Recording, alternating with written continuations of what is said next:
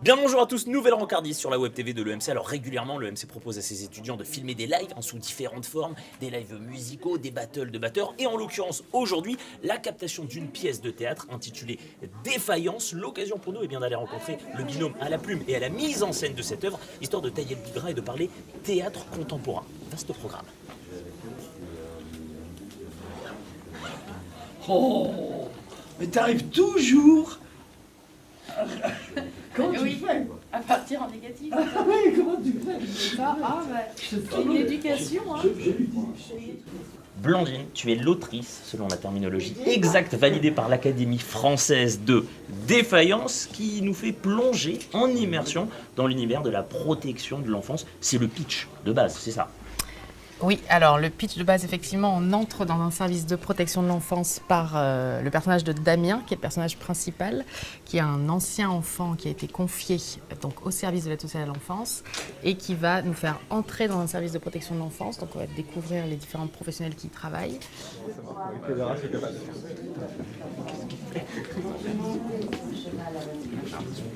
Et on va s'apercevoir petit à petit que chacun est dépassé et pris dans une machine infernale dont seul Damien pourrait nous faire sortir. C'est ça, c'est qu'à travers le prisme de Damien, tu exposes finalement comment la machine institutionnelle génère une espèce de violence systémique. C'est ça en fait, c'est un truc qui est presque exponentiel, c'est de la violence au carré finalement. C'est ça, et c'est pour ça qu'on part d'un service de protection de l'enfance, mais ça ne vient pas parler que de ce sujet-là, ça vient parler vraiment des mécanismes institutionnels et de comment chacun les agit ou les subit. Et c'est précisément ça qui est intéressant dans le théâtre du réel, c'est que c'est pas juste une lecture documentaire de la société, c'est pas un récit sociologique, c'est que ça questionne aussi sur l'intime en fait. Oui, Ouais. oui, c'est ça. On peut dire que ça part dans l'absurde et dans quelque chose d'assez distancié, de plus en plus décalé, mais on peut s'apercevoir aussi pour les personnes qui sont prises dans ce genre de machinerie infernale qu'en fait la réalité va dépasser la fiction la plupart du temps. De toute façon, j'ai décidé de garder le bébé. Space et nous enlever nos bureaux perso. Bah, vous m'aimerez, non? Open Eh space ben, vous avez- et nous enlever nos bureaux perso. Grâce à nous, vous avez Accueillir du travail. les jeunes, les parents, nos petits puritains, on se va au pôle emploi. Hein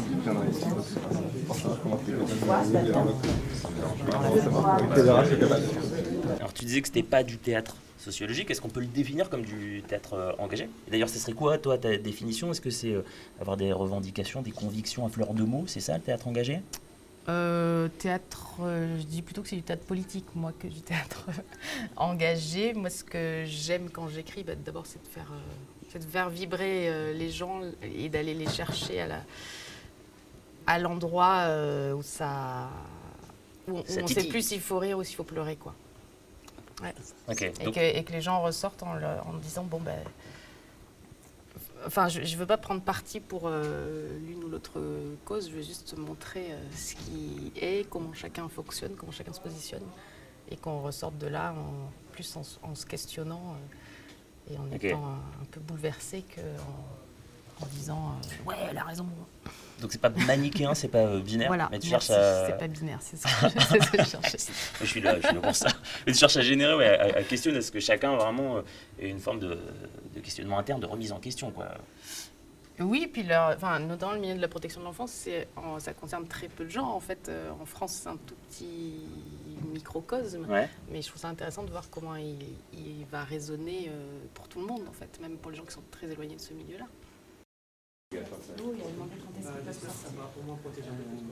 Mais lui, il tournait lentement les pages de l'éphéméride de positionneur de bureau comme dans sa et lorsque l'éducatrice a passé la porte du bureau, il l'a longuement dévisagé et puis il lui a dit alors ce sera toi. Daniel, toi tu es le metteur en scène, donc a priori toi ton taf c'est de partir de la chair des mots pour leur mettre une pose sur les os, c'est ça?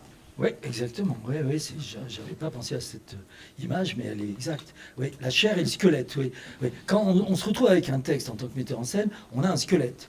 On peut en faire beaucoup de choses de ce squelette. Et après vient le moment de lui mettre de la chair. Et la chair, ça va être les comédiens, ça va être la voix des comédiens, ça va être aussi la lumière dessus, etc. C'est toutes ces choses. C'est adorable de régler ça. C'est-à-dire que quand je lis ce squelette, je me souviens très bien du jour où je le lis, je fais « Oh, j'ai envie de ça ». J'ai envie de faire vivre ça. Ça me touche. Je ne sais pas pourquoi. Je ne sais pas encore toutes les raisons que j'ai trouvées depuis 2 ans que je travaille dessus. On les découvre après. Mais à ce moment-là, il y a une envie. Et après, j'ai lu Peter Brook qui dit il y a un obscur pressentiment. Lui, il parle d'un obscur pressentiment. Et on lui dit c'est quoi un obscur pressentiment? Il dit c'est une odeur, une saveur, 3 fois rien, mais qui est absolument nécessaire comme élément déclencheur de l'envie. 2 ans plus tard, je lis la nouvelle pièce de Blandine Bonelli. Et à nouveau, j'ai le même effet. Mais je comprends que 2 ans plus tard, elle continue de travailler dans la même direction que le pressentiment que j'avais eu, qui est un lieu énigmatique où l'auteur travaille. Et donc c'est pour ça que quand on met de la chair et tout ça, il faut bien penser à résoudre l'énigme proposée par l'auteur. Oui, parce que à la première lecture, quand tu découvres que ça parle de la fonction publique, il n'y a pas de quoi faire vibrer le palpitant. Mais finalement, ça se jette plus loin de ce qui bouillonne dans les myocardes, de ce qui remue en dedans, finalement, c'est ça. Voilà, moi, c'est vraiment le mot défaillance m'a touché, parce que en fait, dès qu'on est un sujet un peu conscient politiquement, on se rend bien compte que ça défaille de partout. Quand, à la lecture de ça, on se dit, mais c'est curieux parce qu'en braquant, son projecteur sur cet endroit très particulier, les bureaux de l'aide sociale à l'enfance, c'est pas un endroit qu'on a beaucoup visité au théâtre, et elle, en braquant son projecteur là, ça a un effet diffractant sur tout le maelstrom dans lequel on est emportés tous, et dans lequel on a tous un tout petit peu l'impression d'être insatisfaits. Alors on est dans un univers sombre que tu décrivais, mais clairement on n'est pas sur une ambiance de cours de Zumba. Mais ça passait, mais il y a de l'humour aussi, mais ça passait par une mise en scène radicale. Il fallait qu'on ait cette odeur de café instantané froid. Comment est-ce que tu as réussi à retranscrire ça, toi, dans ta conception de la mise en scène? Alors, en général, il me semble que ce qui aussi est fondamental qu'il faut respecter, c'est l'humanité des corps vivants qui vont être là pour incarner ça. Vis-à-vis de ça, tous les spectateurs ont des habitudes vis-à-vis de l'incarnation, la représentation, l'identification. Là, ce qu'elle propose dans sa pièce, c'est une multiplicité de personnages, des psychologues, des dames, des mamans, des inspectrices, mais aussi des standardistes, toute une pile dans la hiérarchie sociale d'agglutinement d'êtres humains qui s'emparent de leur petit bout de gras et qui essayent de le sauver et qui n'y arrivent pas. Bon, pour arriver à ça, on part de l'idée qu'on va le donner à 4 corps humains, 4 corps.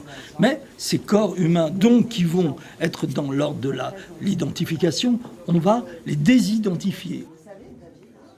Là où je me suis amusé, disons, à jouer sur cette atomisation de l'identification, c'est que plus on avance dans le spectacle sur 1 heure, plus ça s'étiole et plus ça se délite et plus ça se défait. Voilà.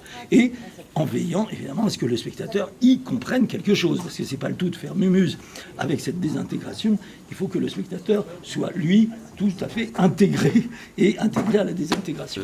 Oui, juste Daniel, sur la mise en scène technique, comment est-ce que tu as retranscrit visuellement cet univers, cette atmosphère? Oui, je disais tout à l'heure, en fait, là, avec un objet aussi bizarre et à inventer, il y a des corps humains, et il y a de la lumière.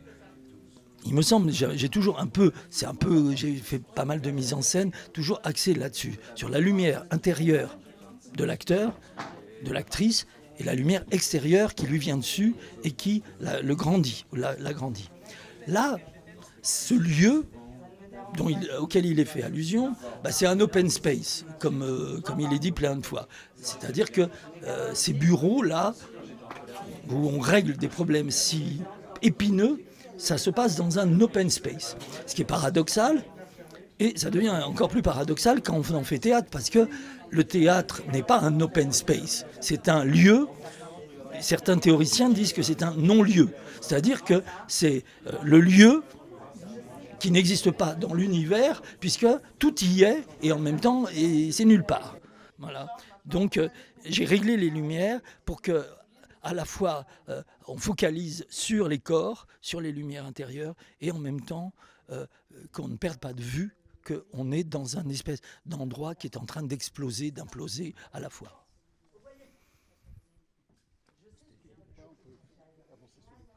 répéter. Merci.